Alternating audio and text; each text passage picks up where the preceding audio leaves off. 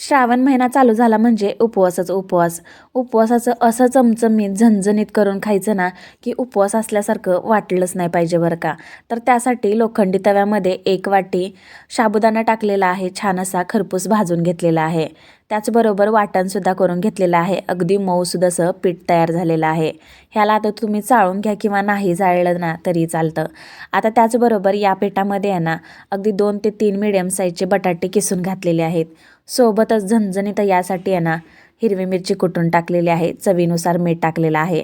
आता तुम्ही उपवासाला खात असाल ना, तर जिरे आणि कोथिंबीर टाकू शकता बरं का. आता इथे आम्ही खात नाही आहे म्हणून टाकलेलं नाही आहे. सर्व पिठामध्ये बटाटा एकत्र करून घ्यायचा आहे, मिसळून घ्यायचा आहे, तेल लावायचं आहे आणि झाकण ठेवून अगदी 10 ते 15 मिनिटासाठी आहे ना, रेस्ट करण्यासाठी बाजूला ठेवून द्यायचं आहे. आता बघा 10 ते 15 मिनिटानंतर पिठाचा गोळा घ्यायचा आहे आणि जशी आपण चपाती लाटतो ना, त्या पद्धतीने थोडंसं साबुदाणा पीठ लावायचं आहे आणि चपाती लाटून घ्यायची आहे. साबुदाण्याचं पीठ आणि बटाटा मिक्स केल्यानंतर तुम्हाला थोडीफार आयडिया आलीच असेल की आज आपण आहे ना आलू पराठा बनवणार आहोत म्हणून. आता हे साबुदाण्याचं पीठ मिक्सरला जाडसरच वाटून घेतलं म्हणजे थोडंसं रवा टेक्स्चरमध्येच असतं बरं का. त्यामुळं असा काहीसा पराठा होतो. त्याला जुगाड करून असं आहे ना आपण कापून घ्यायचं किंवा एखादं कारी ताट वगैरे असेल ना, तर त्याला सुद्धा तुम्ही तसा शेप देऊ शकता.